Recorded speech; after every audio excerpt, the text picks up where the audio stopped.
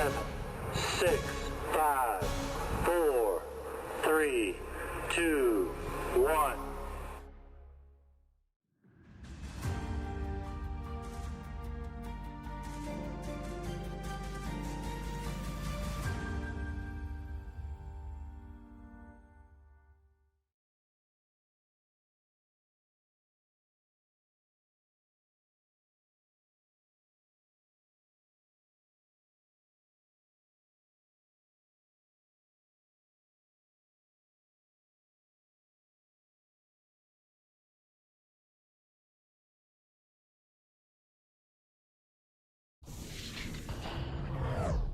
Welcome to the Endless Frontiers, your home for all things science, fiction, and science fiction.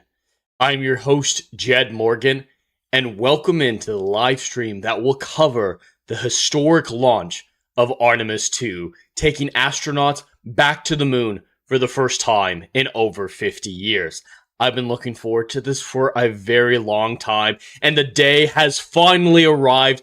April 1st notwithstanding, it's a beautiful time to be alive, at least in the era of space travel, and the future is incredibly bright, and this is yet the first step in that beautiful future coming about. I know that there might be a little bit of stuttering for the first couple seconds of the stream. Spectrum is having issues once again. If it goes out completely, though, there will be violence committed.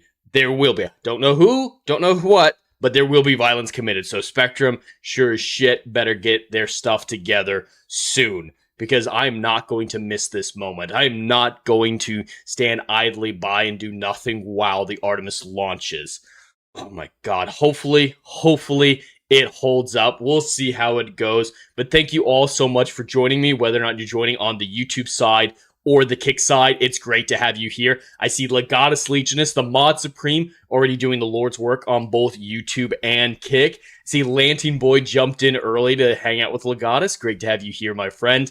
And Weird Robot jumped in saying, we're going to the moon. Yes, we're going back to the moon. I can't wait for the conspiracy theorists to have their heyday, trying to justify why all this is fake. Probably their argument is just going to be it's on April Fool's Day. That's probably going to be the extent of their argument, but we'll see what they have in store. Dash has joined in. First countdown of the stream was successful. Yes, the countdown was successful. We'll see if the stream itself holds up. We'll find out. And the Weasel's joined as well, saying time for Artemis 2 with Fartimus 2, aka Jed. That's wild. That's wild. Yes, Spectrum issues again, I'm afraid. Lantern Boy, it seems to affect the beginning of my streams more than anything else, so we'll see how it's going. They really are worse than Bell. I don't know what Bell is, but I'm assuming that's a Canadian internet provider. Yeah, it's pretty bad here at least. But things are going well at Kennedy Space Center. The astronauts have climbed into their quarantine bus, their quarantine van, and are getting ready to move out to the launch site. They're going to be in there for a few hours, though. Apparently, they're going to be watching movies. According to the report from the coverage, the NASA coverage, they're going to be watching Top Gun and Point Break while they wait. Those are great movies to pick, Top Gun especially, and I can see why they didn't go for a space theme. One, they're going to have all the space that they can handle in just a little bit, so they chose very entertaining movies. I see iSam has dropped by as well. Great to have you here. Might have misspelled the name on the thumbnail. Did I misspell the name on the thumbnail? What the hell? Did I? You can see the strings, people. Maybe Apollo 13 band. Let me double check. Did I? No, I can't have misspelled it on the thumbnail. You're just being mean. Please tell me you're just being mean.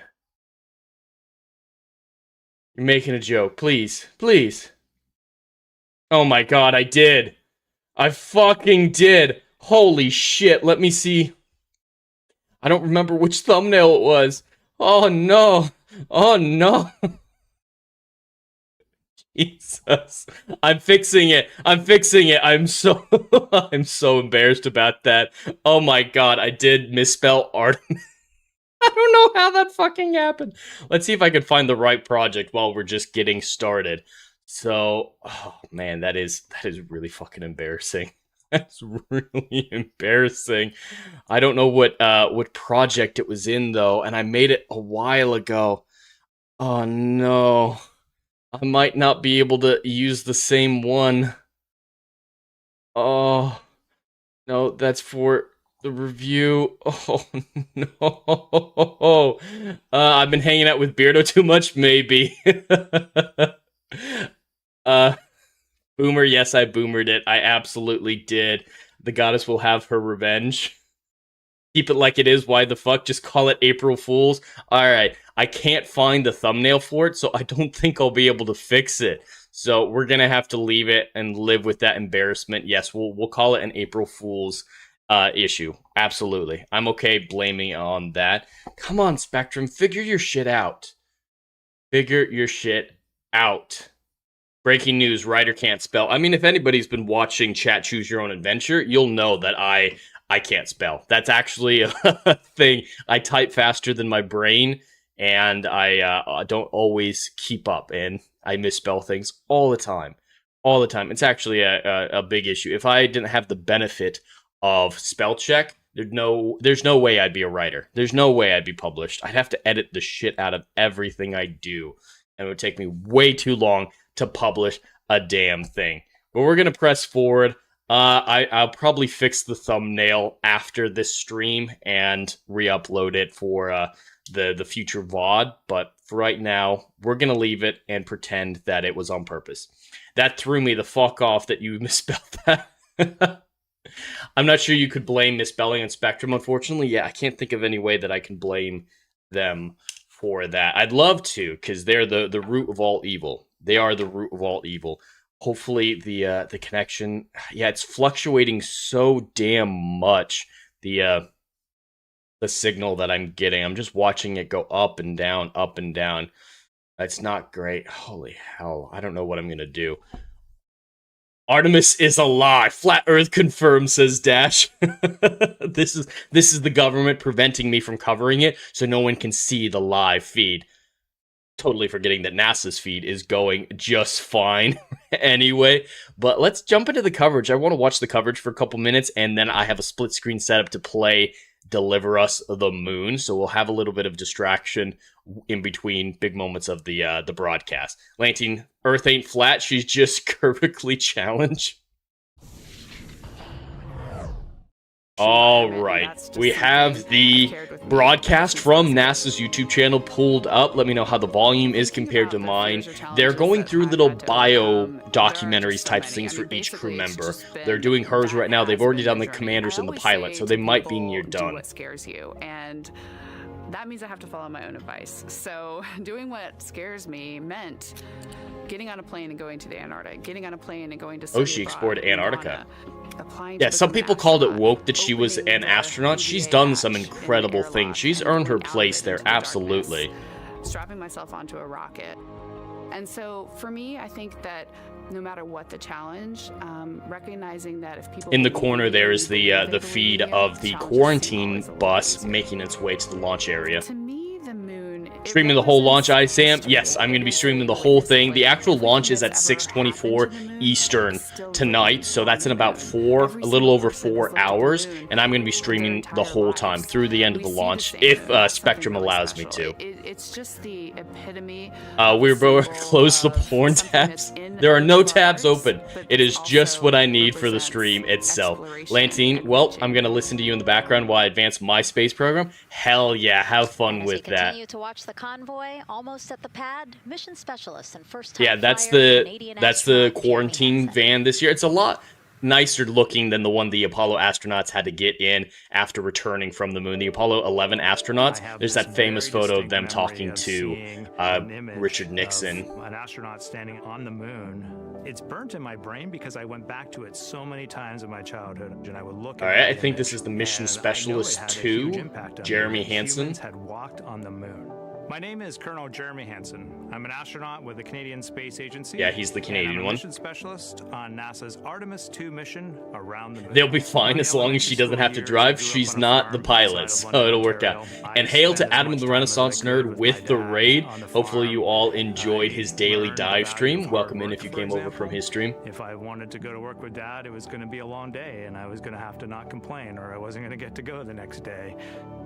I had a treehouse, I had a vivid imagination, And I changed my treehouse into a spaceship. I made all these dials and controls. I had circuit breakers for I did switches similar that I found things. in the barn, and I was exploring space in my I like getting to imagination. know these The most astronauts, important because thing I unfortunately did they will be to lost to get where I history. wanted to The go in Artemis life, 3 which crew was will flying fighter jets and overwhelm them, eventually becoming an historically speaking. astronaut, I mean, how is many I people can shared name those the desires with Apollo other 8 people. crew? And it turns out, The Apollo just like 1 you crew, don't go to the unfortunately, moon we on know, your but own. not If you for could, I would have done it great a long time ago reasons. in my treehouse They as a all, kid. unfortunately, You lost their have to go lives. as a team.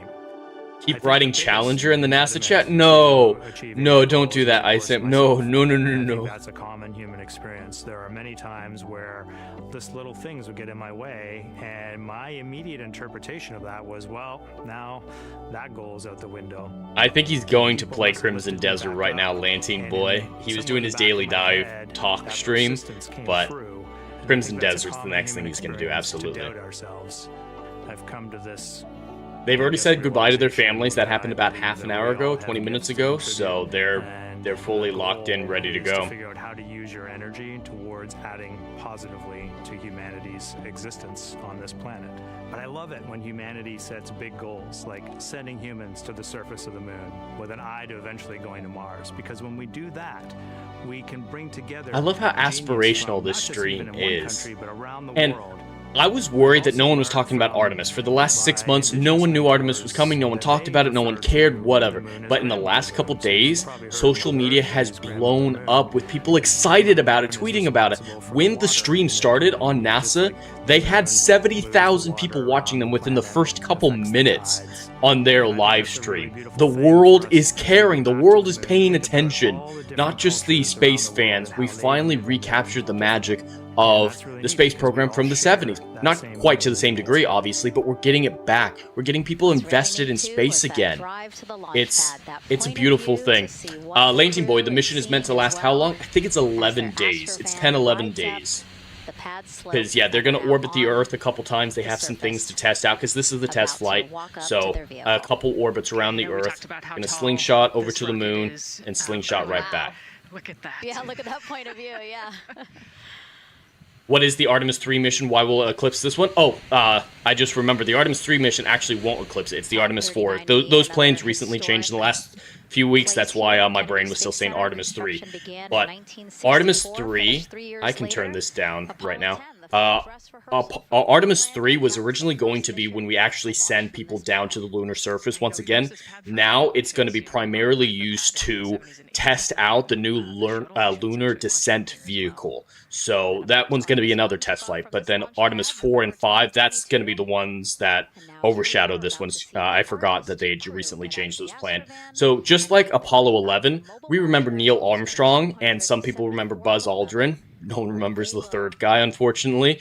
And besides that, most people don't know any Apollo astronauts' names. That's because the people who actually go to the moon kind of, unfortunately, eclipse, as you point it, eclipse those who came before. I imagine it says something similar here. Tim, can you pull up their chat for a second? Let's see how many are trolling.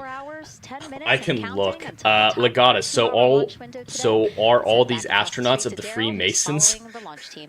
No, they are not. All right, thank you, Megan and Nicole. And all right, here we'll pull up inside their Firing Room chat. 1, we had a nice moment. You guys Launch should be able to director, see Charlie that. Blackwell Thompson, NASA's first female launch director, standing Oh, up well, from we her didn't need console, that taking her information. Who cell cares phone if she's and female or snapping not? Photos as the Artemis crew that she had Yeah, just right now given the there are go to leave the Astronaut crew 165,000 quarters, people driving by, and watching. of course, going up the causeway That's until they got there to incredible. the That's pad. Now we see them absolutely coming out of the incredible. Astro van there and getting All ready right, let's to open that back ascend up. the Keep up with the launch. Artemis mission changes, Jed. They Well, only we got a change weather weekly. brief Yeah, before we I get do out have the to pad. Of apologize. course, I out there apologize, on the chat, go. for not remembering There could be all some the rain different out there at the changes. pad. It's already rained out there already. Do you guys if want me to you're leave in the chat area. up like this? And, I you're can leave it watching up right if you now. guys Well, are certainly interested. you know that there's It's some totally rain up to you in the guys. area. It looks There's distracting gonna to be me, but spotty it all showers matters that are how gonna it be looks coming for ashore you here, guys. and we expect that throughout our rest of our countdown. But we Rockets also run on girl are, power? getting forecasts These that there'll days be they some might. clearing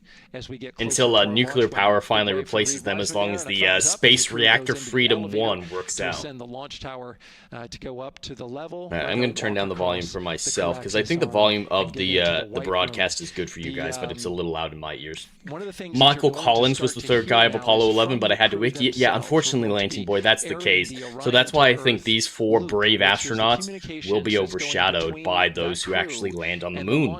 And then, eventually, landing on the moon is going to be so common that those names are all forgotten. Consoles, as well as getting ready.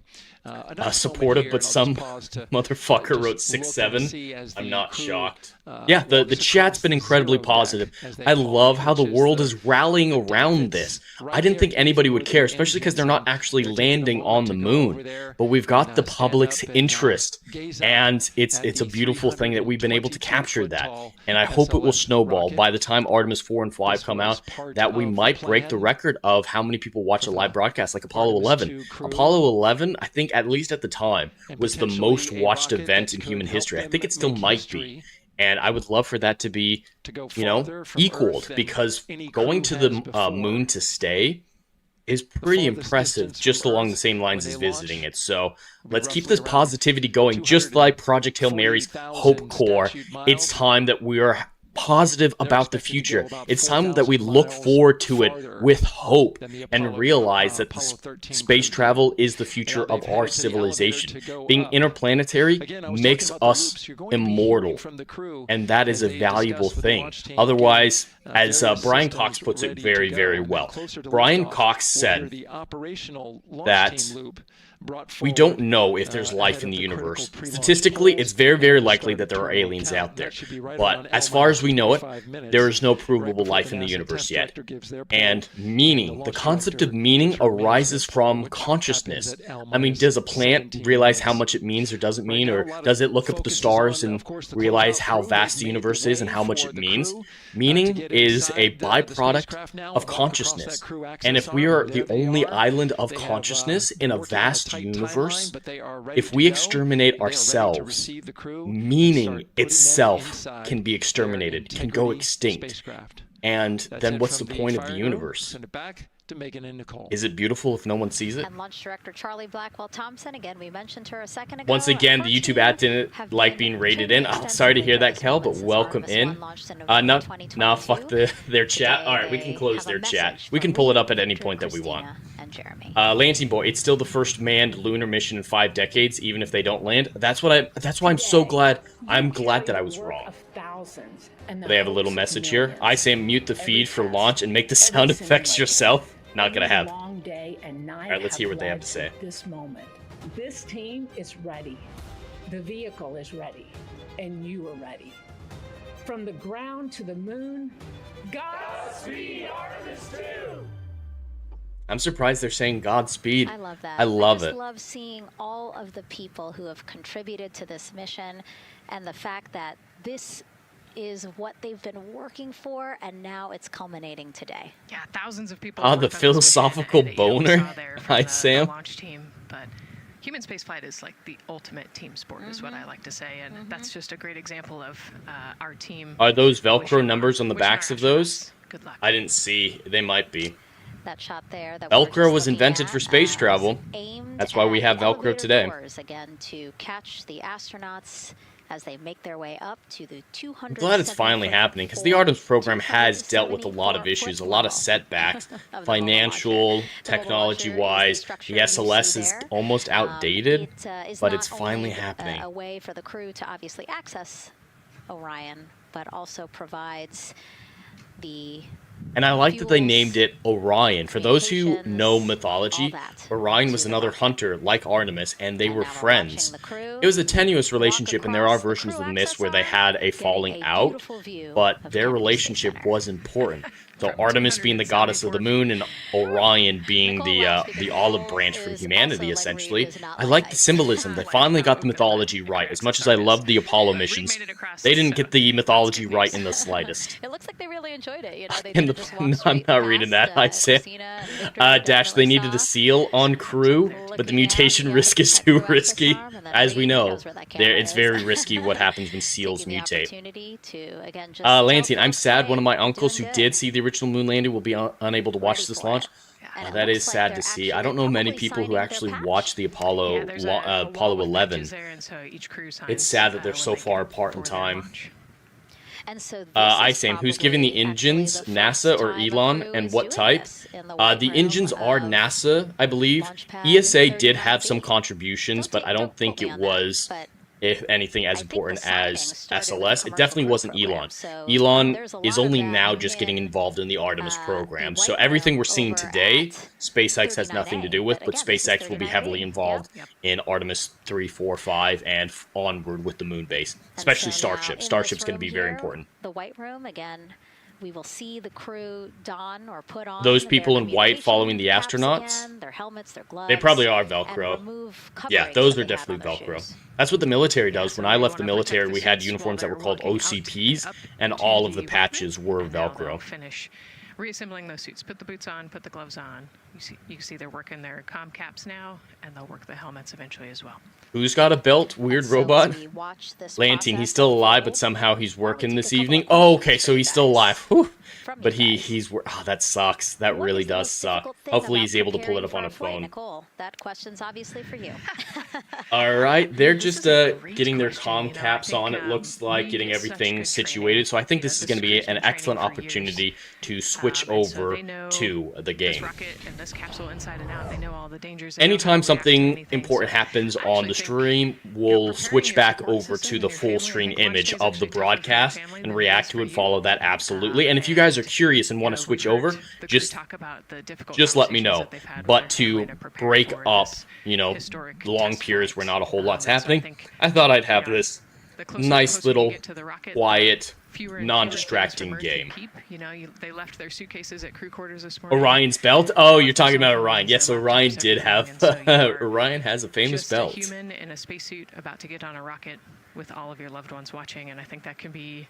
The pilot, Sam, the black gentleman, he actually had the most emotional farewell with his family. It was very sweet. We did get a chance to check. Yes, this is the first time crew has signed the wall of the White Room. Again, here. So you're probably not going to be able to hear it, and that's fine. Deliver Us to the Moon, just real quick as a recap. They have power generation on the moon, and that's how the Earth is powered. The MPT is what it's called. So my character is going to the moon to figure out why power went out and to restore power. Complicated answer. I don't know that I would have the exact mechanics behind it, but it has a lot to do with orbital mechanics. And it does have a global warming story that the Earth is dying. Like we said, we're trying to get on that free return trajectory, and so it has a lot to do with when we can do the. All right, I can turn up the volume and the translunar injection. No, so settings. There's a lot of math that goes behind these launch windows and why they shift and move and why. We'll try that. Just so happened to be in the evening for the April launch windows. Yep. You did answer it well. All right, and before we asked you guys a question, who would you take to the moon? I do not remember the controls of this, so we'll figure it out. A bestie, a pet, family member, or seasoned astronaut? You should be playing Kerbal Space Program in honor of the launch. It's a fusion reactor on the moon. So Kerbal, I've actually never played Kerbal. I wanted to play something that was non-distracting that I was semi-familiar with, but I do need to check out Kerbal, Kel. Dash is saying 3 of the 4 the Artemis engines are used from the shuttle program, built by L3 Harris Technologies. Okay, very interesting. Legatus, why are their suits less protective looking than that of Felix Bermuda, the Red Bull Daredevil? It's not about padding for them, so that's probably why. It's about keeping the atmosphere in. And then the MPT just transmits the juice to keep Earth supplied. So yeah, Lanteen Boy's explaining the plot in better detail than I was. Yes, I'm excited to see what they say. No, he does not have a white wife, Sam. Northrop built the boosters. All right.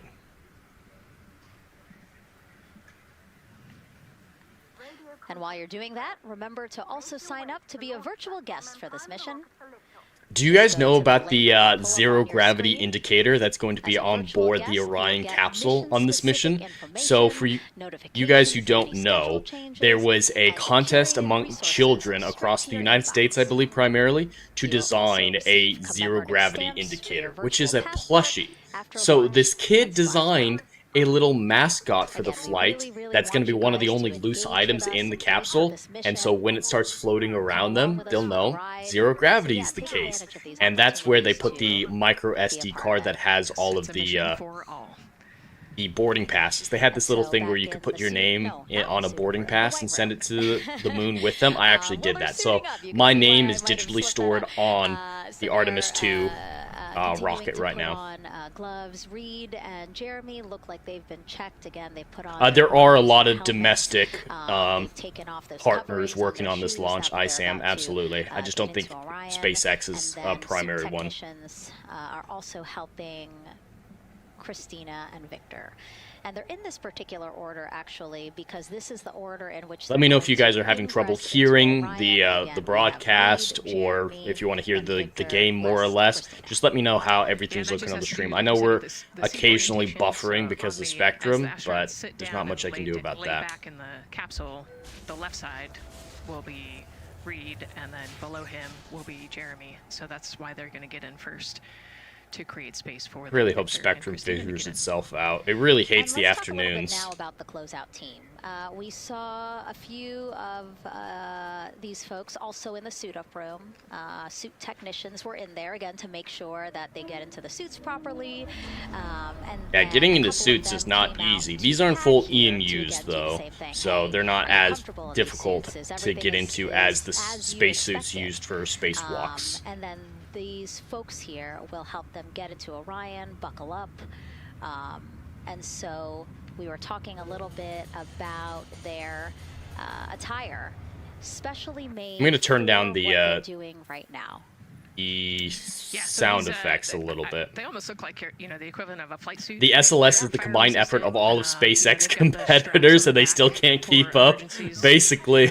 It's a good way of putting it. The same straps that the astronauts have on their suits, so that you can use the same exact equipment in an emergency egress from the pad, for example. So we can use the same equipment to get everybody safely away. So yeah, I'm still on Earth right now in the game. I'm just working on trying to get this to work and then head to the moon. Very quickly, if there were an emergency, get everyone out, not just the astronauts, but also the closeout crew, if an emergency was happening while they were still at the pad. And so those suits, flame retardant. Also, when we see them crawl into Orion, you will notice that they are on their knees quite a bit, so built-in knee pads. Really a thoughtful design. All right, I'm going to have to find the purpose passcode that they're serving today. Yeah, they're functional, which is exactly what we want, but also they're pretty classy looking, so we did a good job with the design. I like the orange. I was going to say, they actually look like, the outfits that car racers wear, right? Yeah. And then when I said that to the lead of the closeout crew, he's #1 if we do see him, Taylor Hose, he said, well, actually, we are kind of like a pit crew, like they're very quickly moving through the operations so that not a lot of time, not more time is spent at the pad than is needed, because this is a fully fueled rocket, Nicole. Right, yeah, we want to minimize the time that we have more humans up in the White Room, but also safely and efficiently get the astronauts ingressed into the capsule, and so that's their main job. That's so yeah, I like the pit crew analogy, works great.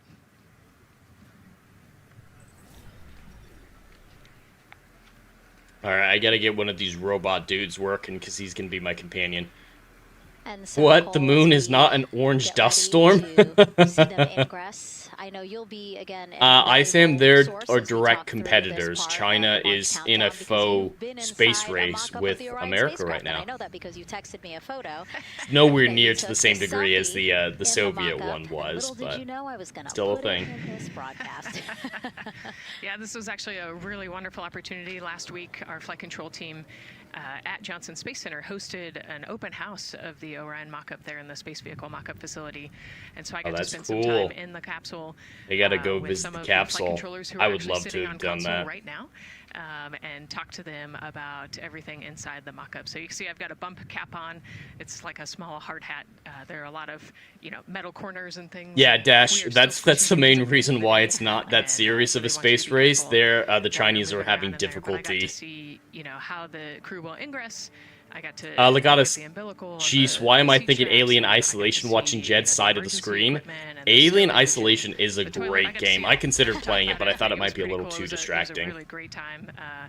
Michael and Bruce were great with me. They answered all of my questions. Yeah, because it's really good to be able to give that perspective because, and as you guys will see, yes, we do have cameras inside Orion and we'll of course take you in, but it doesn't give you a true feeling or idea of how big the space is, how things are configured. Again, like when we see the capsule's tiny. Actually on their backs. So, again, it's just hard to really get a sense of the inside there, but Nicole is going to really help walk us through that. Yeah, you said they're on their backs, and, you have to somehow get there, and so they're actually going to almost barrel roll onto their shoulder to get onto their backs and their feet up on those leg rests. Actually, Andre's holding onto right there. You can see Andre number 2's inside getting everything ready for them. And actually, those leg rests for the pilot and commander seat will come off once they get into orbit to create some more space for them. And it looks like we're getting ready to ingress here. Yep, thumbs up from Reed. All right, they're heading into the capsule. I will be a little bit distracted playing the game. The priority is the NASA stream. This is just something to keep everyone from getting a little bored. Yeah, so he will step down right over the flywheel or the exercise equipment that they've got in there. We'll talk to that in a second. And then you actually step down right on top of the toilet area backwards. You can see him going now. Oh, and he's already turned around and walking in. You can see Dre's protecting his helmet and his visor there from all that metal. Yeah. There's plenty of things to hit there, yeah. But they've done this all right, that's a shortcut back to where we were. Don't need to stay down here. That was fast. Impressive, Reed. Impressive. That's why you're the commander. Oh, a heart there from Jeremy again. Yep, Canada. Canada is about to get into Orion. And so you mentioned Dre. Why don't we talk a little bit about him? So that was NASA astronaut Andre Douglas. And he is actually one of the backup crew members. Oh God, for the Artemis Sam, 2 no. mission. He trained alongside the primary crew and will step in and if any of the 3 astronauts are unable to fly. Yeah, Dre's actually a classmate of mine, so fellow fly. Oh, yeah. Yeah, so we've worked very closely together. It's exciting. I don't think I can make that jump. Yeah, Virginia native, selected as an astronaut candidate in December 2021. He completed his training in March 2024 and was subsequently named as the Artemis 2 backup crew member just months later in July. Looking for a ladder. Can I set this thing upright? University Applied Physics Laboratory, where he specialized in spacecraft systems engineering. His work focused on the systems that help spacecraft know where they are and how to get where they need to go. So obviously critical for missions to the moon. Yeah, he's a wicked smart guy. He's got like 15 degrees, I think, or something. Oh, my. So you got to be pretty smart to be an astronaut. Where even a backup astronaut. Closeout crew, each one with either Reed or Jeremy. All right, I need to figure out if I have any of my tools yet. I don't have any of my tools yet. This is a camera shot of behind Reed's head. So Reed, while Andre is buckling him in, that's a 5-point harness. Reed was configuring his... I definitely can't get the ladder all the way in here. Getting the displays ready so that they can monitor all of the systems and monitor the launch as they go. Christine, wicked smart. You gotta be wicked smart.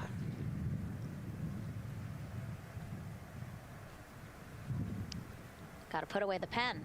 The pen could be foreign object debris or FOD, which is bad for NASA. We definitely want to make sure that we keep track I guess I can't pick that up. Everything, and we know where everything can't is. Jump because up there. The smallest thing could prevent us from launching. Can't rip that off the wall. The equipment out there.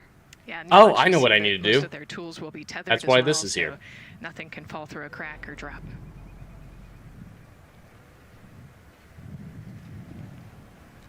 And so as soon as... How much is the budget for this, ISAM? I have no idea. It's probably are billions. good to go in their seats and I have no connected idea, to though. their communication umbilicals. As Daryl had said before, we will start hearing the loops, the audio mission loops, specifically Orion to Earth 1, which is the communication loop that the crew communicate on to the different... This game looks fun. Add it to the wish list. So, Weasel, this game is fun. It's a nice little puzzle game. I would not recommend the second one, though. Deliver Us Mars. I hated it because it was way more story focused than this one, and the story was political trash. And the gameplay changed, and it was just... I don't recommend the second one at all. The third one isn't out yet, I don't believe, so I don't know how good that one is, Deliver Us Home. But this game I can absolutely recommend. Integrated test with Orion and the suits to make sure the entire It's a nice little puzzle game. ready for flight.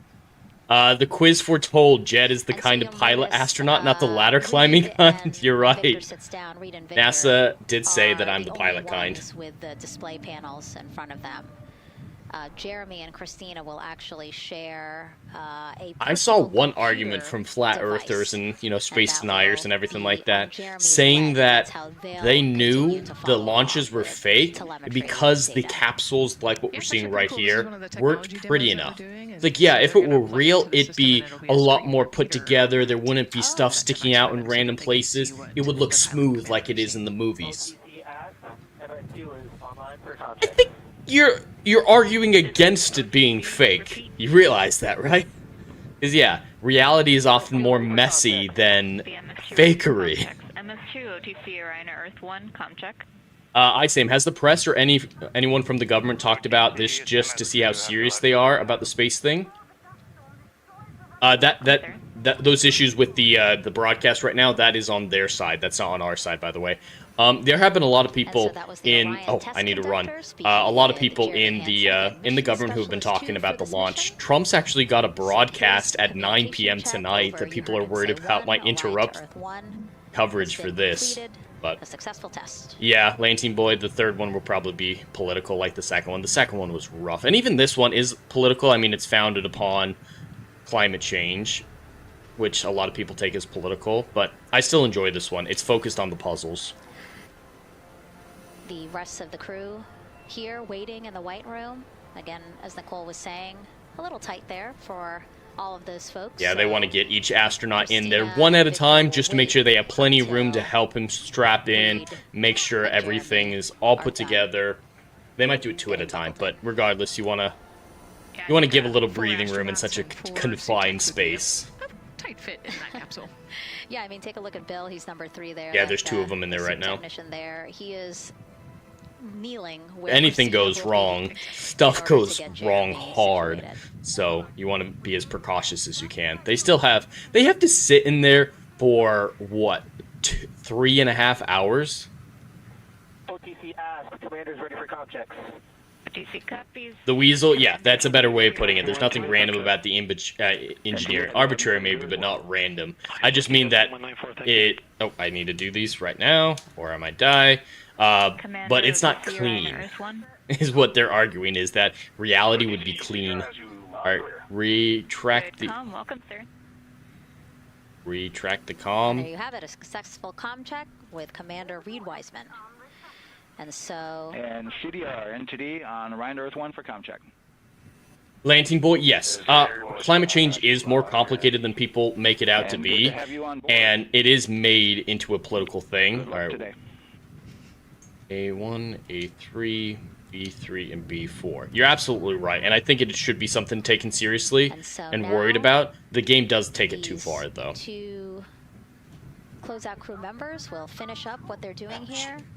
Again, Nicole, walk us through. But it's often seen as a political thing, especially when it's taken this far. Yeah, they're strapping them in, so they're getting their I think connected. It's a 5-point harness with a quick release. I think there's a lot of complexity in climate change that people don't allow for.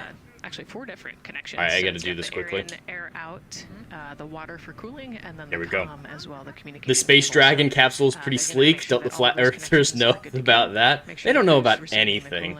They don't know about anything. And then we heard the comm check as well, so they're just... They're not all that smart. Was good to go. getting them strapped or in the and Spaces fakers, they think that if Artemis 2 was actually launching, it would hit a glass So while we dome wait for or that a to happen, water why don't dome we get and another check crash. of the launch countdown milestones with Daryl and the launch team.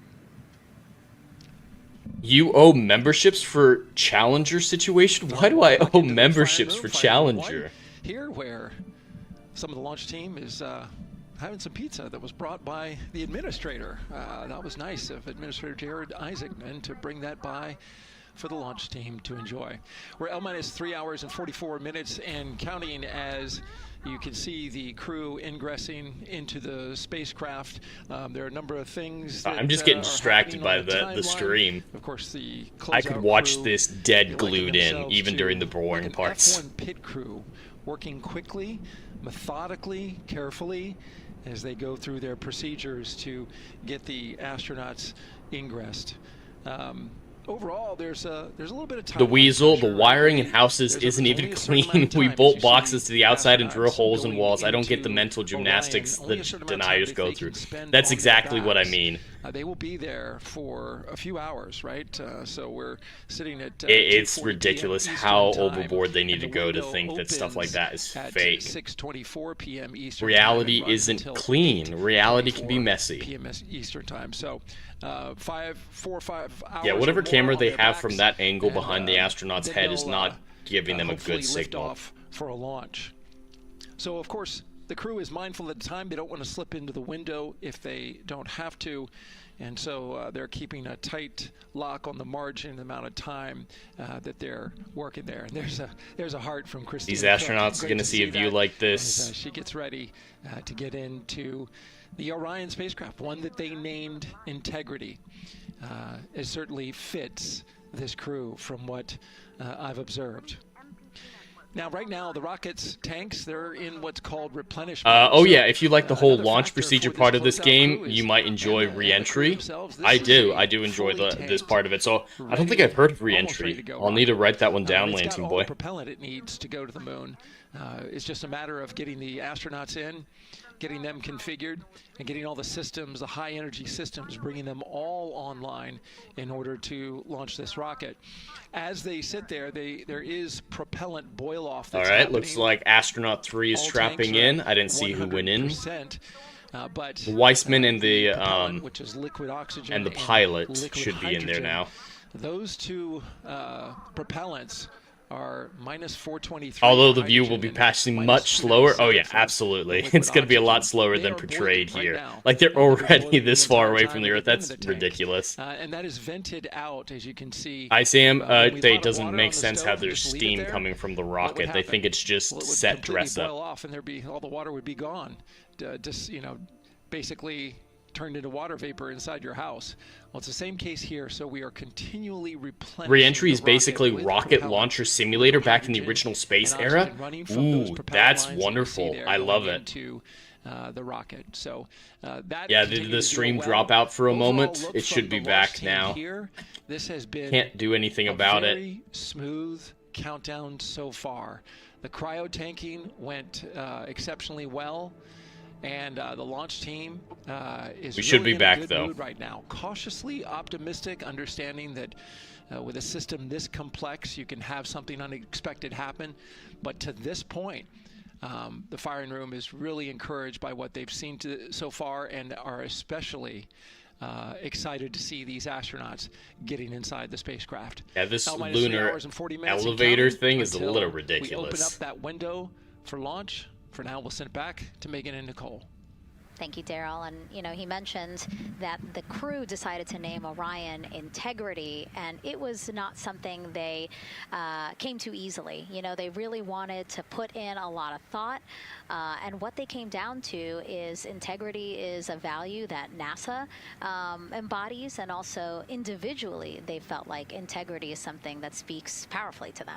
Yeah, and I think the other part of integrity, it just represents the humility and the professionalism behind the entire team that built this rocket. I should be back. Us here today, and so it's a fitting. Legatus is crying on kick. I think the crew said it. Am I not took them back? a little bit to decide on what they wanted, but I think they made the perfect choice. I agree. Let me pause the game. Am I not the back? Countdown to launch continues. We are reminded that this is an agency-wide effort to make today's launch attempt Why would you possible. need a space elevator on the moon? Gravity is already barely existent. Yeah, you could sneeze and get yourself into orbit. Go Team Artemis! Go Team Artemis! 3, 2, 1, blast off! Have a great flight. Godspeed. We'll get you around the moon and home. I had a message for the crew. You hear me? Okay, is the screen frozen? To remember that we're all down here. Spectrum fucking up? Of course it fucking is. Alright, I just got a clean signal though. It should be completely coming back in just a moment. Have fun. I can't believe it's doing this on this day of all days. The most important stream I've ever done. And Spectrum's like, yeah, fuck you. I am getting rid of Spectrum the moment I can. This is unacceptable. And they don't care because sometimes it works. They only care if you're completely out.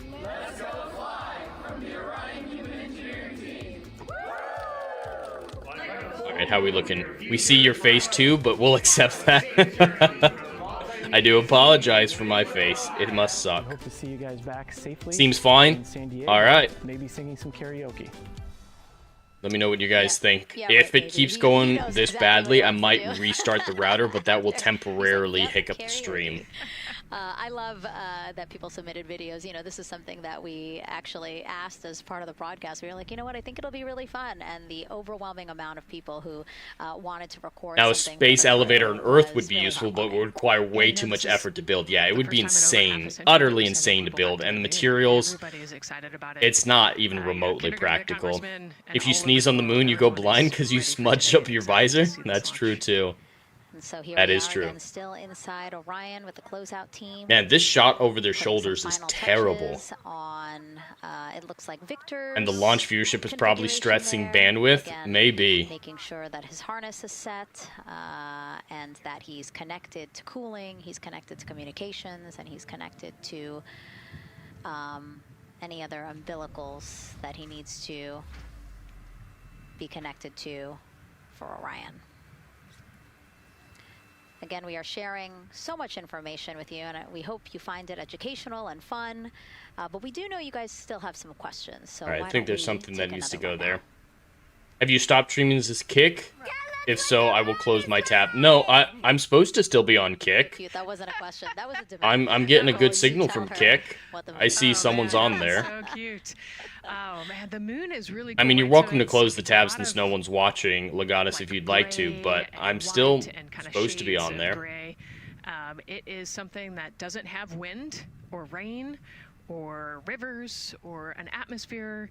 And so we like to say it's the, Christina said it earlier, it's the witness plate to the universe. All the people watching are taking Spectrum's 2 gigabytes of bandwidth.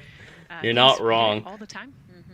Oh yeah, oxygen would not deplete this fast either, you're right. These impact craters, that's part of what we want to go and look at and learn about on the moon. Kick just reloaded? Good. It can tell us a lot about the age of the universe and the age of the moon. You know, it's 4.5 that was strange. Years old, and we can learn a lot from just looking at the regolith or the dirt that is on the moon. Well, thank you for that question, and thank you for that answer. She was cuter, Nicole. I agree. And then earlier today, I gotta get some more of those canisters. What do you want to know about living in Orion? And we told you to pick between what the crew eats, how they sleep, how they fly the vehicle, and how free time is spent. And the winner, most of you wanted to know how to fly the vehicle. And we are going to be doing that. Yes, we are. You know, that's a great question, and actually, part of what we're going to go do. So the rocket is fairly automated, right? There's all right, there's two there. Knows when symbol for two. Ah, but here it is. Okay, good. But we are going to do some manual piloting throughout this mission. Once they launch and they separate from the ICPS, they're actually going to do a run. Valentine, also unrealistic is how while you can push yourself that fast in space, that's a terrible idea as you might damage your gear. 100%. They're try to fly closely to it, and so they will actually take manual control of the. Yeah, this isn't a hard science fiction game. I just find it as a fun little puzzle game. The other portion of the rocket that had just separated, and so. You can see actually a little bit in the view that you have right now. So on for Reed, the left-hand person. I am having trouble His right seeing hand, things. There's a kind of a joystick, if you will, on the right side, and then on Can't the left open side these there's something ones. similar. And so they've got, you know, translational and rotational hand controllers in order to command the rocket in different axes. All right, at least I know there's plenty of oxygen really exciting. over there. I mean, Victor said it himself. Like, one thing that he's really looking forward to is piloting Orion manually. It's very So soft, we'll get to 100%. see It's that very during soft. our continuous coverage. Again, we are covering this entire mission. We started with tanking, and we will go all the way through splashdown, so you will see what Nicole was just talking about, that proximity ops demonstration, where the crew will pilot Orion manually. And so, speaking of their 10-day mission, why don't we take a closer look at the crew's home away from home for the next 10 days. Here's I think Megan that's the Carter hatch again that I'm from trying the to open. KSC Visitor Complex. You never actually finished it? You were on the All mission right, thanks, just Megan. before it's needing to getting make real my out way there, to the so I'm gonna bring fusion you back to reactor. the moon board All so right, I can Lantine show boy. you just Yeah, a I few did beat it. I did about enjoy it quite a bit. Orion. Obviously, it is Oh, going they're to be breaking very down the, compact, sitting up there on top of the I'm gonna switch to full screen for rocket. this one. Very complex, like I mentioned, over 300 They're getting a really great look at the breakdown of the SLS with the Orion capsule inside. When the rocket blasts off, You go through the flight path and NTD plan on and Rider path 1. whenever you're good in detail, So we huh? have these three fairing panels in place to help protect I'm not sure. our astronauts. I am also And going to happy take you lab into clear a as little bit well, closer and, look and we'll talk be talking to you about a couple the times today LAS, for or those the They've got a little Launch back Coordinator. chatter going on, This is the one so it's hard to that's hear gonna what be she's in saying. place to protect the astronauts should something happen to go wrong in the first few minutes of launch. They can actually hit those abort motors, and these can activate within milliseconds, Ooh. basically faster than you can even blink, and that is going to pull the crew and the crew capsule away from any danger. Now, obviously, we hope that those are not needed, and if that is the case, Okay, then an additional about thrust. 3.5 minutes into flight, the LAS and those fairing panels will actually activate and jettison away. They'll fall away from the rocket, because at that point, the That gonna crew be the can second actually stage or abort third the stage? spacecraft safely by themselves.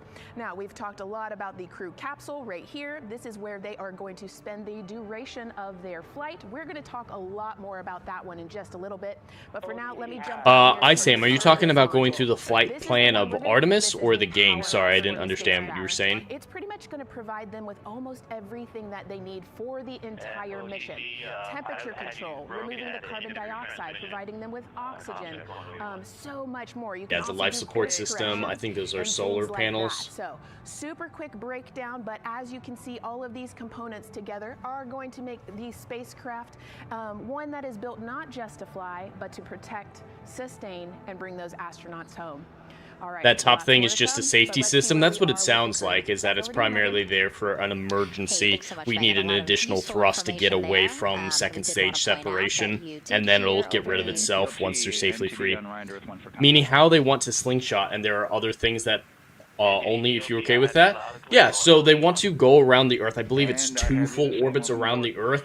There are some things that they're going to test about the spacecraft, some maneuverings in it, making sure it can go through its paces, because this is the first manned test of the Orion capsule as well. So they're going to go through a couple orbits with that, and then I think they do, I don't know when they're planning on breaking orbit though, and they'll start heading towards the moon, wrap around the moon, and use the moon's gravity as a slingshot back to Earth. I'm sure they'll show the graphic that they have been somewhere on here in this stream at some point showing that path.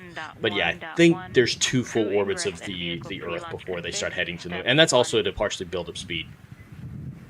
Weird robot, it really is an impressive feat of engineering, and I'm just over here trying to debug an iOS app. And so see, now we are privy to some of the countdown procedures Derp stopped that by the and said, team yeah, but the Earth asking is for the crew flat. to do. I mean, it is April they're Fool, gonna so work through some of these procedures it's and a great finish opportunity the to say ingress something like that. as you heard in that procedure. Lantine Boy, no, this it's is where only the if they crew's have to gonna escape a start rocket that has to building their nest, if you self-destruct will, that the running some procedures, LAS getting the fire. capsule ready Okay, for it's still an humans emergency to be on board. system. Also, those solar And panels 9 might be o'clock, radiators. 3 Really? hours, 30 Okay. minutes and counting Yeah, I didn't get a until good the look opening at them. of our 2-hour launch window, and we are pretty good on time. We are as we are expecting in terms of when ingress. All right, yeah, there's a lot of back chatter, so it was hard to hear a lot of what she was saying about breaking down And so the now let's design of the bring SLS, but it was cool. Gary Jordan, again, our commentator inside of Mission Control at Houston. Gary, let's check in with you about mission preparations. The launch abort system is jettisoned during ascent. Yep. At a certain point, they'll fully separate. Derp trying to relate with the nerds with Kibble-style breakdown. It's a functional breakdown. I don't know if you're kidding anymore, Derp, about being a flat earther.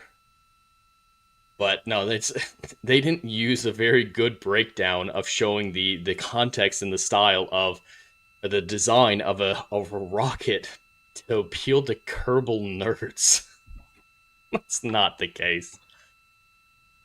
Alright, I really do need to find where this other canister is. We're waiting for those comm checks. Internal mail issued. Our IVA officer here in Alright, that doesn't have anything to do with it. That all 4 suits have plugged-in umbilicals. I don't think it's anything here. And CDR, I need to find like a wrench or something to pry this open. Go ahead, TD.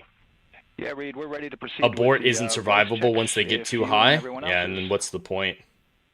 Oh, so instead of this being an April Fool's derp, you're out here being a fool year round.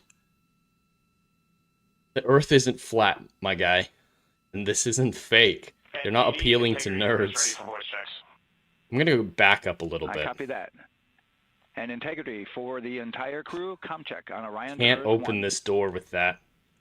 CDR. PLT. MS1. MS2. Good comm check by all. NTD moving to Orion to Earth 2. Where's this other canister? I don't have a whole lot of time to fuck around. I can't take that with me because that's powering this door. Sounds like they're going through some checks. PLT. MS1. MS2. That's where I found the first one. I need to make my way to the other side right away. Fill up on my oxygen.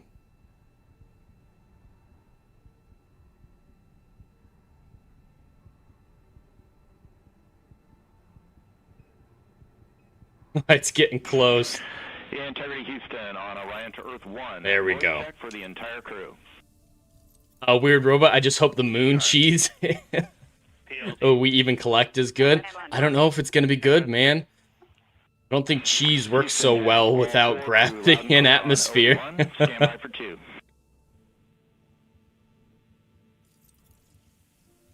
Alright, there's got to be something I'm missing, because I'm immensely distracted.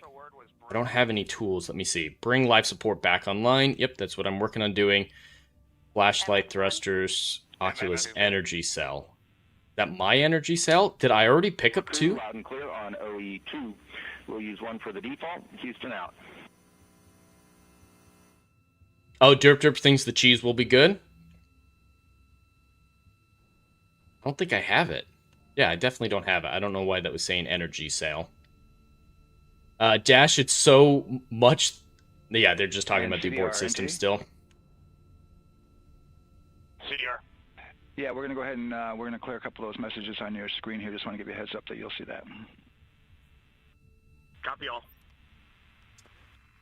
Legatus, I wonder if they... Oh, it just went up on me. I wonder if they... I'm going to have to switch over.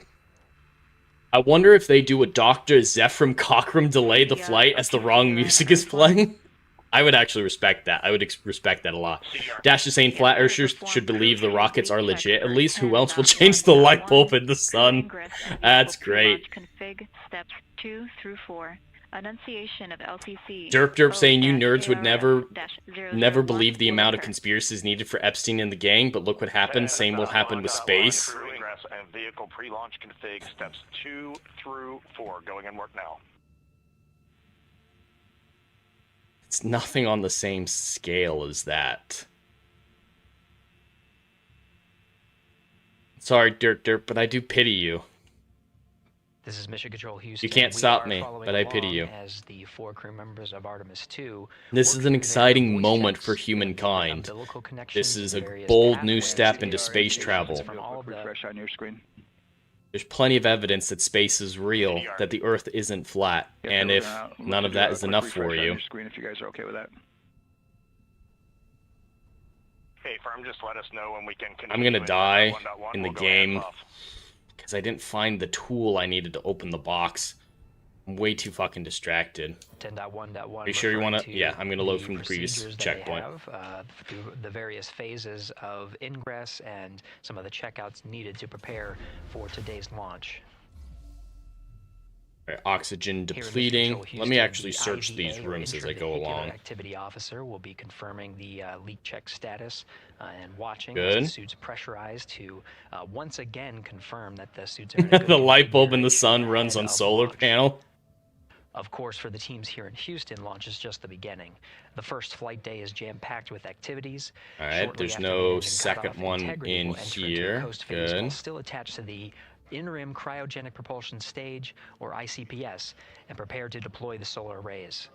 I wonder if the door will stay open. No, the door will not stay open. With that refresh, and you got to go to proceed with your 10.1.1. Picking up 10.1.1, step 2.3 through 4. Is the third power cell back in the airlock? I can go check. Maybe it was right next to where I spawned and I wasn't paying attention. That's very likely. Picking up the procedures, the crew again working through the various steps to prepare. All right, I'm gonna head back to the airlock. Standing by for seat.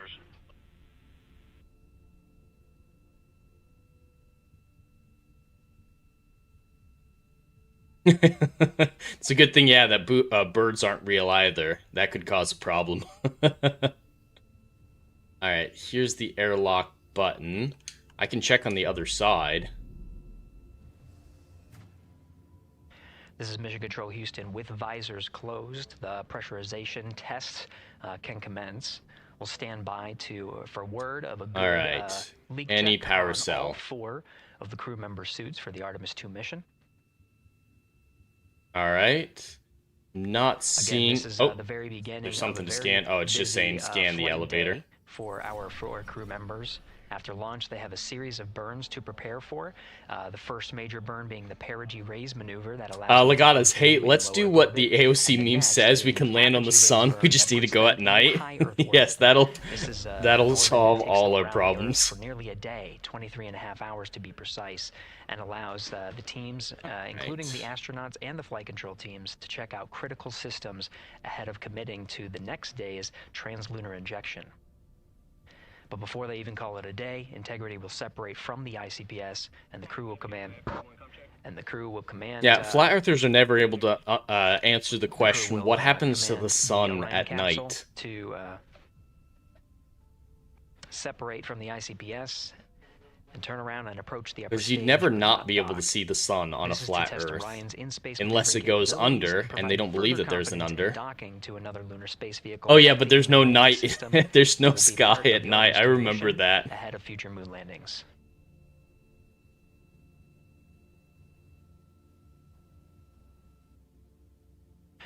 These are just a few of the highlights of the very first of 10 flight days as we await for confirmation of good leak checks inside the capsule. So yeah, there's integrity. one There's a here. lot more to Didn't this find mission. any A reminder earlier. that this is, of course, a test flight. The purpose here is to demonstrate procedure systems and life inside Try Orion removing the door on the battery ground now move that for there's the some first power time, in the station and give itself. further confidence in the capabilities Alright. that are charting a return Definitely give that to a the lunar shot. surface.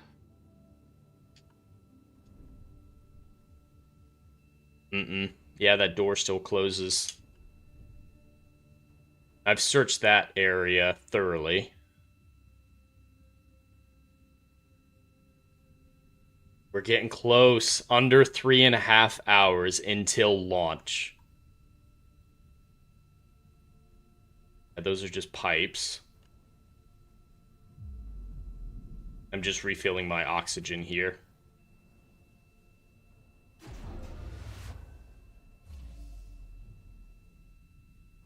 Alright, there's nothing being said on the broadcast right now. They're just watching the astronaut. There they go. I thought it was in one of these chests. The suits themselves inflating. Yeah, I This thought is, there was something again, about it being in a pressure box check. somewhere. verifying that the suits are leak-free ahead of the ascent portion of today's flight. How you see the crew now with visors down will be the configuration of their ascent all the way through core stage separation. What simulation are you talking about, Legatus? Is that a flat Earth simulation? Because I've seen a few of them, and they're absolutely ridiculous.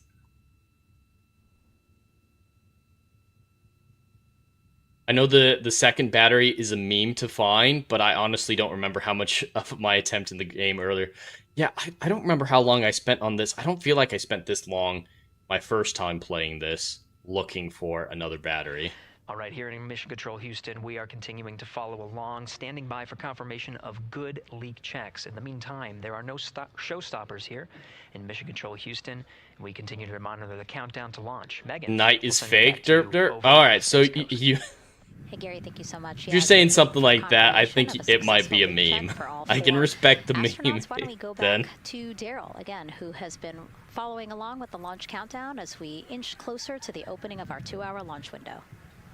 All right, thank you, Megan. And yes, getting some good communication. It's great to hear from the crew inside, even though there's it is this box. as simple as a comm check.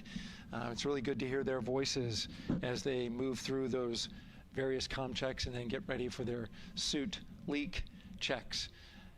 Fantastic views inside. Can't Orion open that up. At now.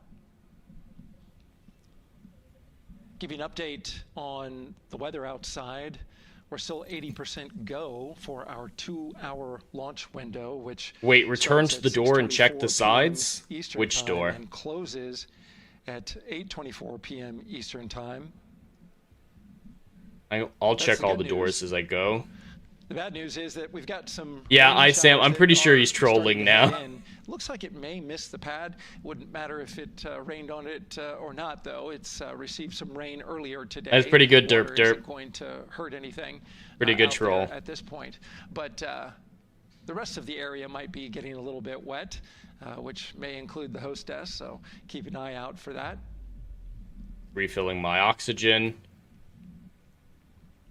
As we're watching with the astronauts inside. Oh, your power's fluctuating. I'm sorry to hear about that. Bottom power slot. More from them, especially Christina Cook, who is mission specialist #1. Bottom power slot. Not only is going to be making history.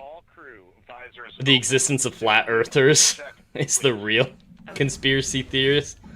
I like that. I can get behind that. Okay, there you heard the suit leak check complete. All right, it's check those suits bottom power slots. In astronaut crew quarters, they check them again. Bottom inside power the slot. As you can see, the closeout crew, our astronaut support person moving around.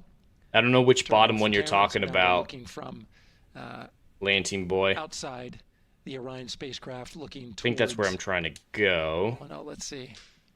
Hail Weird Robot with the $5 super chat saying gotta head out, might be back later. Thank you for the hangout. I hope everything goes well for the launch. I hope so as well. Thanks for hanging out for a little bit, Weird Robot, and take care.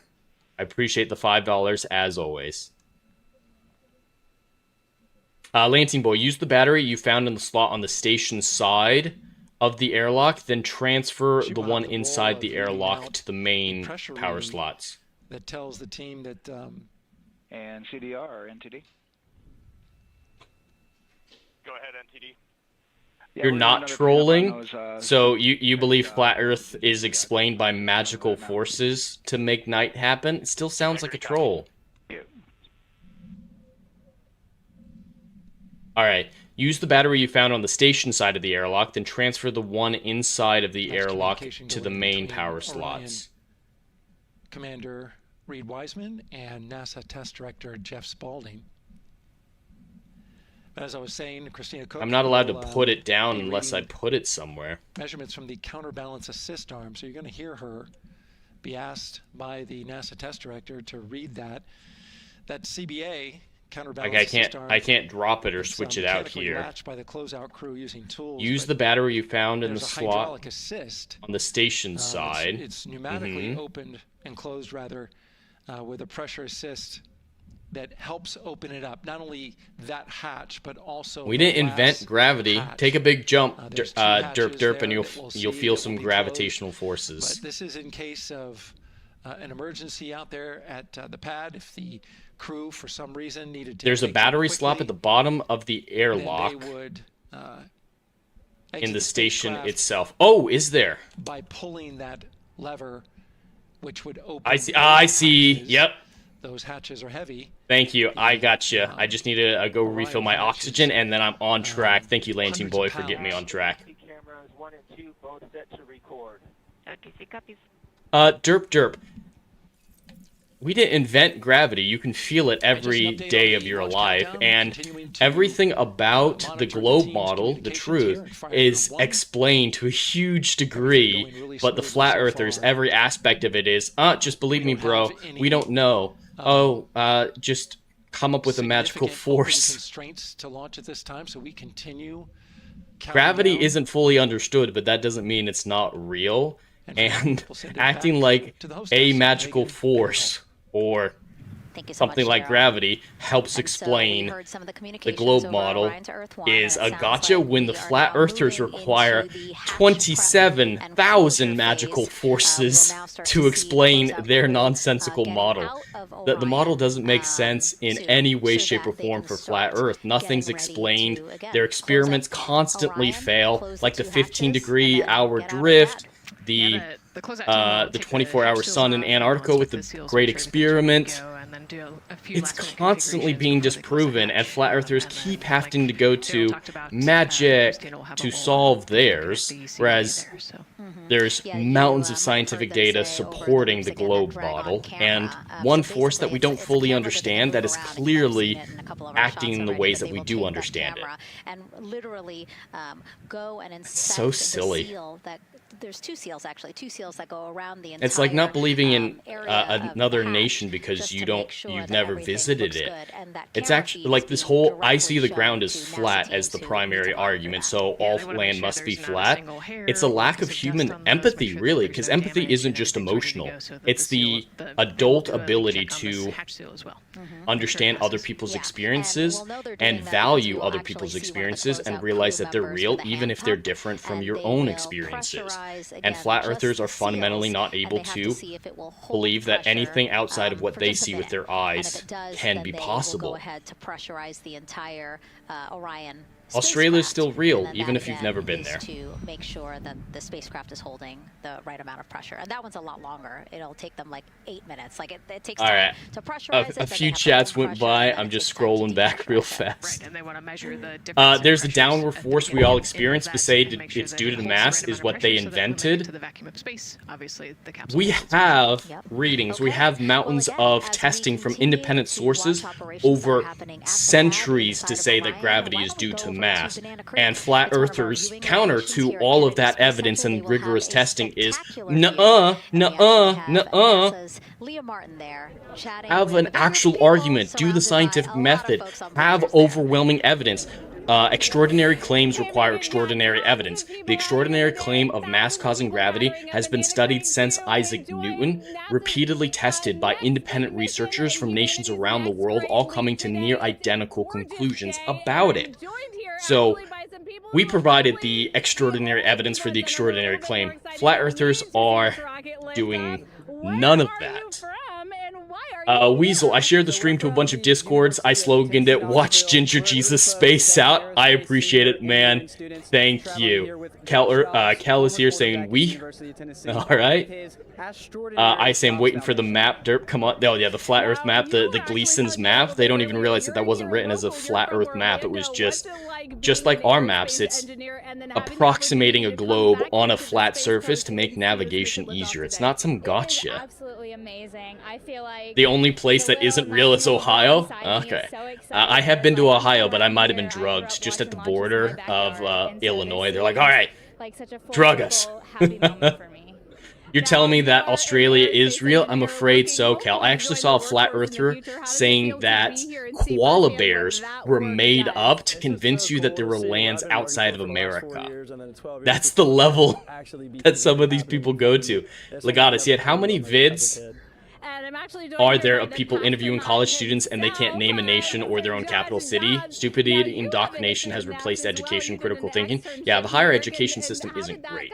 There are absolute issues with it. Derp, I can understand and value others' experiences when there are multiple people saying the same thing from various backgrounds, like there are multiple people from multiple backgrounds studying gravity and coming to the same conclusions. Critically, they must have no common agenda or need to lie. Like I said, from nations around the world for centuries, independent testing things. You can't empathize with Australia's existence, no one could survive the wildlife. Science has a common agenda? No, science So you just reject all science? Then there's no point in having a conversation. If science in and of itself is an agenda, that is a shared agenda, so anyone who does science has a bias that cannot be believed and must be thrown out the window, then nothing is real, nothing is mattered. All the inventions that these scientists have invented, all these discoveries, mean nothing to you. You might as well just say that your whole life is a simulation in your brain and that you're just comatose and nothing's real. Nothing's mattered. Science is not some shared agenda. Scientists disagree with each other, especially in new discoveries, all the time. There is debate. There's not always consensus. Science is not some agenda that you can just say, I don't like science, and disregard all of science. That is a childish perspective. I'm sorry, Derp, that's incredibly childish to say just because someone's a scientist means that they have a shared agenda and can't be trusted. There's so many different types of scientists. There are religious scientists, there aren't. There are people from different nations. There are scientists that study one thing or another, that debate on different theories. That's not an argument just to say that it's a shared agenda. It's not a shared agenda.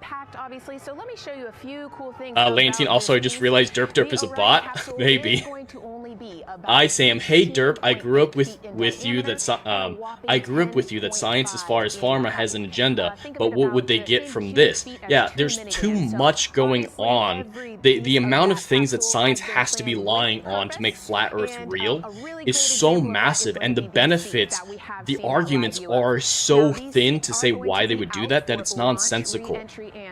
It's absolutely nonsensical. You could have an argument for pharma scientists, people working for pharmaceutical companies, having an agenda. Sure, that's very specific, that's narrowed down and due to profit. But who profits from flat Earth being disproved? But they also have several other objectives as well. It's moronic. Derp, I don't think science is bad, but I'm highly suspect of things that can't be empirically proven.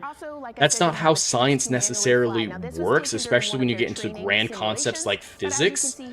But then you can't believe in anything, Derp. If you think that everything has to be empirically proven, you can't believe in anything. You can't study anything. There will be minute differences in data that change things, like musical notes. We have established musical notes, but what if an instrument finds a note that's slightly different? That doesn't devalue what we know already. Become an astronaut and get empirical? Yeah. This is empirical evidence that we're watching right now. That's ridiculous. It's controlling the whole perspective of our reality, and from that they control the people. Disproving flat Earth does not make mind-controlled drones. That is such a dumb argument. Who benefits from that? There are better ways to accomplish that than saying nuh-uh to every experience that human beings have. That's not an argument. That is just wanting some big conspiracy to be real to give society a meaning. It's a good story. So you're wrapped up in this conspiracy theory because, oh, wouldn't it be cool, bro? That's not anything anyone would or could do because of how many independent scientists, researchers, everyday amateurs are able to corroborate the consistent science. That's not a reason for the government of the world to unite on one thing when they don't agree on anything whatsoever, just to make mind-controlled drones by saying the Earth is flat. Jesus. Yet science says there are only two genders. There are those that reject the science and say there are over 72 genders. Males can get pregnant. No, they can't describe what a woman is. Yeah, there are scientists that disagree on stuff like that, and for wrong reasons. Absolutely. A lie about what your reality is the biggest possible, but you downplay it. Is the biggest bile possible? both the planning and our reality isn't a flat Earth, and it doesn't. That's insane. That's insane. Implement that plan. Recovery team it just sounds like a cool story to you, so it seems like you want to believe it, derp derp. A lie about what your reality is the biggest bile possible, but you downplay it because it's not a lie. Because there's no benefit to making that lie. It's nonsensical to believe that millions of people over centuries have independently come to the same conclusions, and that's actually secretly a government secret worldwide order making you believe that to make you a mind-controlled drone. That doesn't make any sense. The nations of the Earth barely agree on anything, so why would they all come together? Even competing nations like the USSR and America during the Cold War come together and their science agree entirely when it comes to their space programs. It's insane. It's insane. Over 10 years now. I worked on the Artemis. Yeah, no, I was agreeing with you. That was a very specific incident with the pharma people, so you can have arguments for why they're lying. But when it comes to, oh, you're a scientist? Therefore, I don't believe you. That's not a thing. But if you specifically talk about, yeah, pharma scientists who work for pharmaceutical companies, they're lying to sell a product. Great, we'll have an argument about that. There's a clear benefit to lying and an easy way to hide it. If I can be a part of that. A lie about reality is the least empirical theory? Yeah, there's nothing empirical about what you're saying, derp derp. There's nothing empirical about the flat Earth side. It's just, nuh-uh, I don't believe you, nuh-uh, nuh-uh. You're begging for empirical evidence while providing none for yourself. It's going to serve as a pathway to places that we have never been before. Wiley Dave, since 2020, I don't believe anything the gov or the media shows me unless I see it on my own. Jed, why do you get so upset when other people have different opinions? I debate people on different opinions all the time, Wiley Dave, but when it comes to flat earthers, I think it's immaturity. I think there are a lot of legitimate psychological issues that go into believing that flat earth is real. It's so provably not true. So, yeah, I get a little heated when people make terrible arguments about stuff like that. But Wiley Dave, I know you don't believe in anything shown to you. I think a critical eye is important, but I don't believe disregarding everything is the answer either. But I'm not mad at you at all. Not at all. Legatus bot or not. Derp derp, push away the spiritual element of our reality so you can walk into the cold, sterile, dystopian world where they wanted to develop into. There's no need to disregard the spiritual to believe the earth is round. There's plenty of Christians, the majority, believe that the earth is round. And other religions as well. You don't have to disregard spiritual to agree with heaps and heaps of evidence, data, and experiments. That's not an argument either. You're still not providing arguments besides nuh-uh. That's what we always see from flat earthers, is they don't provide real arguments that hold up to anything. When they do, they fall apart, obviously, but the majority of them just say nuh-uh in a million different forms. The Weasel, round Earth is proved by a cheap telescope. Yep, the shared agenda is when the deniers who are shielding their pride and the grifters who need the deniers to give them the money. I have a telescope. I can prove the Earth is round with my telescope. Anybody can. And every time the flat earthers come together to pay for big experiments, like their, what is that thing called? The gyroscope that they bought a few years ago, they proved the 15 degree per hour drift of Earth's rotation. Which is it, spiritual or empirical proof? Pick a lane. Absolutely, Dash is right there. Is you can't argue be empirical and then say, but be spiritual. You can, marry the two, but when your argument is changing tracks so rapidly without saying anything substantive, it's why people dismiss that. the moon. So it's no surprise that, yes, even though our goal is to have a moon... Lantine Boy, I really hope Derp is just fucking around since it's April Fool's, but that actual conspiracy level idiocracy we're seeing, there are plenty of people who believe it, and I think he is telling the truth. If it's a troll, it's a beautiful troll, and Derp, well done. But yeah, there are people who actually believe it, and on worse levels. Like, there are people who think the Earth is hollow, and that we're inside the hollow, and that the stars are actually city lights across the other side of the internal curve. Reality doesn't matter when a conspiracy theory sounds cool, and it feels like you're part of the in crowd, and you're the only one who knows the truth. Because obviously we're not landing with this mission, and so they actually... Derp, science has its place, and it's clearly useful, but to take it as a belief system for our world is another thing. Context of the entire moon, but also it's not a belief system, it's not a religion. And you still take things critically, and scientists disagree with each other. And yeah, Ariel saying, what about the religious scientists? There are a lot of religious scientists. Geology training, working with scientists to learn you don't have to disregard religion to be a scientist or believe and support science. There are things about science that there are perspectives that I disagree with. Absolutely. I think there are some issues with climate science as it's projected. I think it's more complicated than people are willing to believe. And we have discussions about that.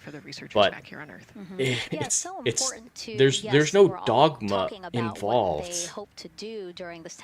I'm really starting to pity Derp, you gotta say something real. Hell, all the space agencies agree because they want to protect us against the reptilians that inhabit the moon. Maybe that's what it is. Maybe that's what it is. We are the ones saying people like Epstein exist a decade ago. Yeah, being right about some things doesn't mean that you're right about everything. Especially when they're so completely unrelated things. Ariel, when flat earthers can make a dish model of a flat earth that works with day-night cycles, then maybe we'll have something. Yeah, every model of the flat earth is utter nonsense, and they're not able to figure out how anything works, and they just say, believe me, bro, or go do your own research. Why should I have to tell you how the flat earth works? You were the ones calling us crazy? Are you talking about Epstein? Because no, I didn't call anyone crazy for thinking that there were pedophiles in the government. You're equating two unrelated things. One conspiracy theory is not equal to another. Legatus, if people knew they were trapped under the firmament, how would that affect people? Knowing we were created, not evolved, society might be able to accept those facts? I'm not sure what you're trying to get at there, Legatus. Special live performance now of our national anthem by singer Ann Wilson.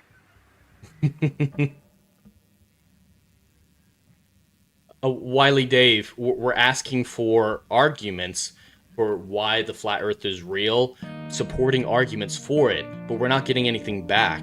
And so the name calling just becomes dismissive at that point. It's like, all right, how does this work? Show us evidence, show us models that make sense mathematically, do this, do that. Extraordinary claims require extraordinary evidence, and that never happens. It's just So yeah, we get frustrated when we're trying to debate someone like an adult, and they just go nuh-uh like a child. And so yeah, we resort to name calling sometimes. I've done it in this conversation when I shouldn't have, obviously. But yeah, the flat earth model has no supporting elements of it. You might, think that gravity's not 100% understood, so it's a magical force. Well, sure, let's say gravity is the magical force that makes the globe earth model work. There's a million magical forces that aren't understood, aren't explained, and are disagreed upon among flat earthers to make their model even potentially work. So it's so ridiculous that it has to be dismissed. Judas Goat Barbecue with a $10 super chat. I should actually stop talking during this. I'll switch over to this real quick.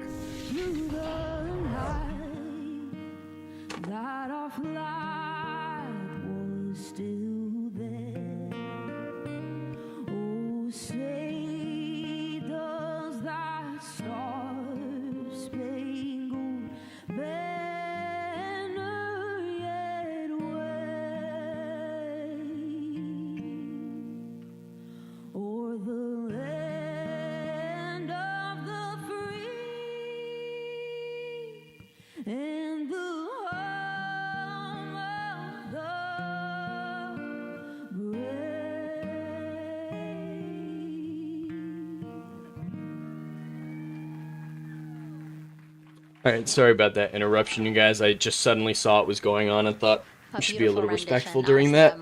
Sorry, Judas. Getting back to you right now. Yeah. Alright, Judas says, for a $10 super chat, speaking of education, a guy interviewed a girl at a protest and asked, why are we just focusing on the Straits of Hormuz? Shouldn't we be more concerned about the case of Hormuz? And she agreed. Nice.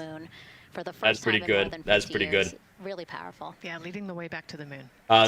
Dash was saying there are more than 2 groups, and you're not in either of the major ones regarding Epstein. The leaders. Yeah, that one getting into political territory, and I don't like to talk about politics here. NASA leadership say that, you know, this is not something one nation can do. This is something that is a collaboration of nations, and that's why we have European countries. We also have Canada again joining us on this. Yep, sorry guys, I didn't notice that was happening until it had already started. If you want to go fast, you go alone. If you want to go Ariel, we all know Earth is actually shaped like a donut, neither sphere or flat. Let's see the donut hole. Is that the moon? Is the moon just the donut hole? Earth is actually cylinder. Nice. Ariel, magic, everything is magic. Jed just proved that magic exists. USA, absolutely. Welcome in, Karen. Great to see you here. Beautiful gown. Yes, a very beautiful gown. I got 20 that the missile explodes. Oh no, Ariel. Oh no. Oh no. But is right outside. Wow. Orion there. Alright, I wasn't intending to go into a debate like that, so let's switch back over to the game. I don't know what I'm doing or what's going on, but we'll figure it out. Has the opportunity to what are we doing? set the ambiance, if you will. Access station power inside the control center in the Libra to wing. adjust the lighting as they see fit. Again, just Alright, so life that they support can get systems. It's kind of like when we are on a plane and you get the opportunity to. Sure, yeah, you don't want the bright lights in your eyes. Also, you want to be able to see the screens well, or see the, the tablet. Challenger wasn't well, faked. So, they're going to adjust the lighting to. You're discounting the deaths of real people. And we saw in that very quick shot. And that's getting disrespectful. Best camera view of the 2 hatches is actually that drag-on camera, like we were saying, that kind of moves around. So sometimes it's hard to show that. So there you have it. No, I haven't seen the bunker before, but it doesn't surprise me that they have a bunker near a launch site so that they could be close if they needed to be. Now, that's a panel the moon is a Timbit. That some Canadian food. Libya, all right, we're going the right way. To then close the next hatch, which is the launch abort system hatch. All right, which way's the way up? Talk to people about the that was the hatches. Roof. All right. There's not really down in space, so I'm going to orient as makes the most sense. Yeah, so the crew module hatch is the one they're working on right now. That's Timbit sounds like a Canadian word. Torquing those bolts down. And that all right, is where am I going? All right, just came from in there. Capsule. And then you have the launch abort system, which actually is kind of almost a shell that goes around the capsule and holds onto the capsule I during think launch. this and it will let me through. Good. Separate engines that can. Or we got to find a code for that. The rocket safely in the case of an off-nominal data point. So it's actually looking at roll rates and all right, we're looking for a code. All sorts of different data in order to make sure the launch is safe. And is there going to be a floating piece of paper again? Oh, it's probably on this. Away and get them into a splashdown zone. Nope, safely. That's blank.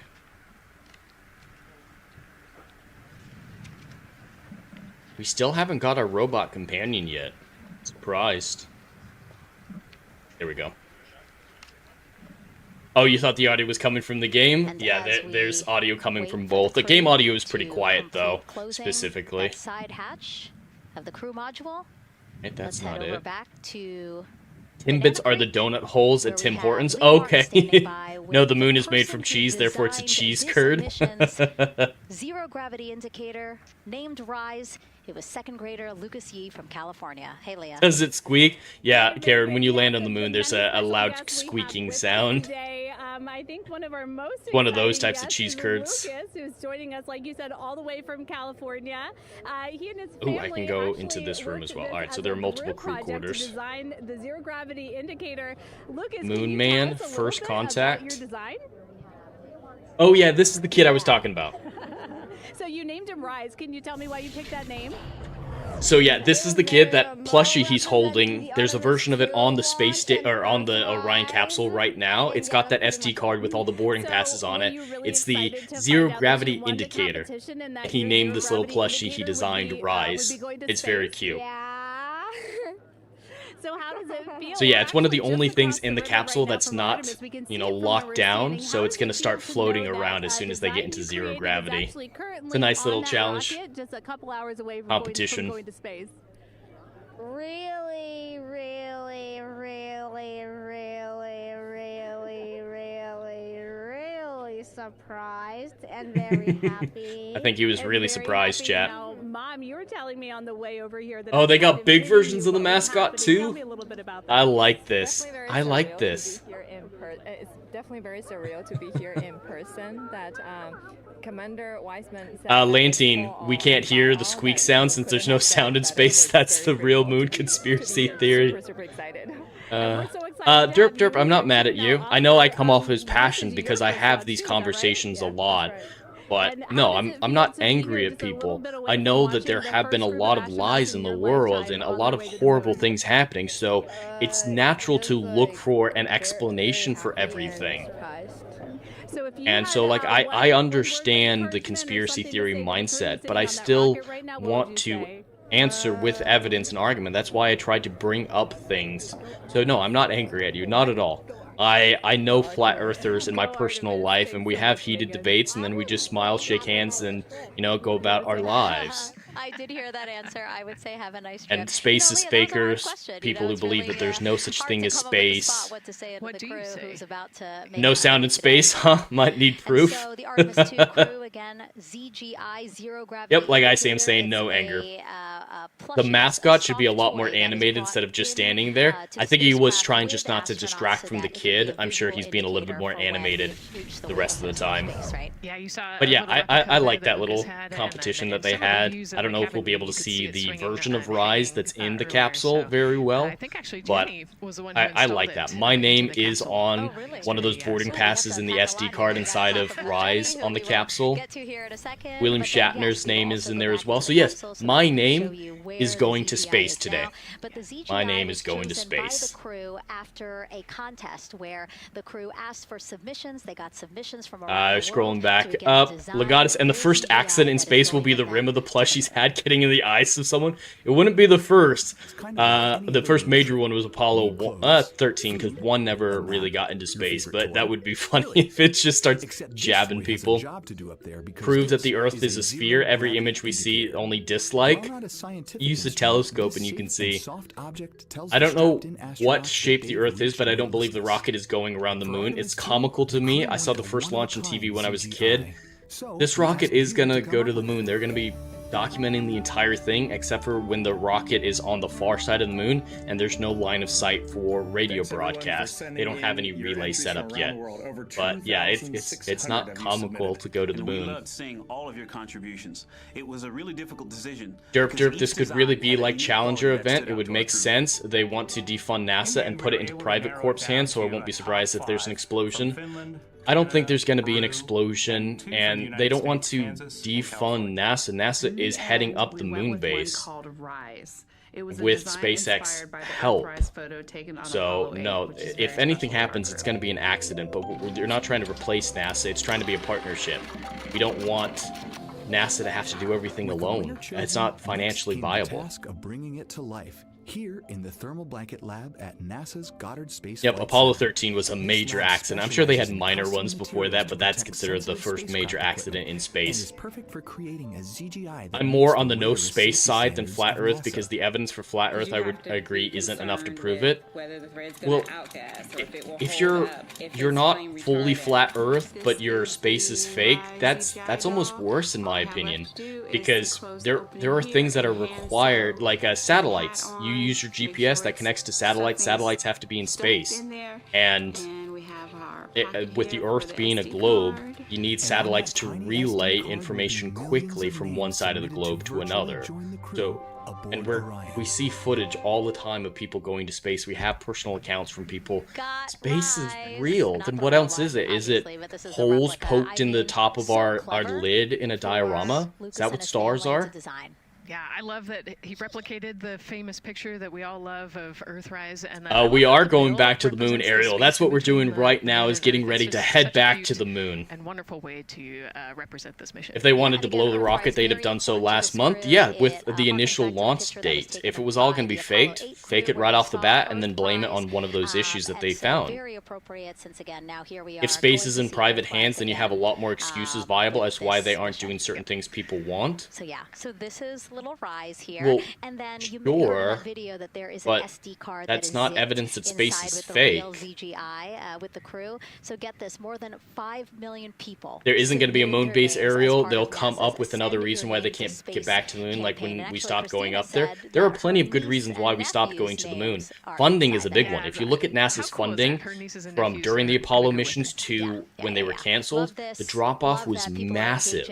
And at a certain point, you're just going back to pick up moon rocks. We got enough moon rocks. The shuttle program started coming in.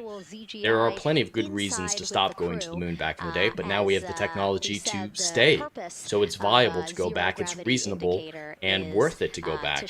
But yeah, I think it's going to take longer than they estimate to get back to the moon, to make the moon base. But it's going to happen. Just dim it a little bit for them, but here again, as we see, Reed.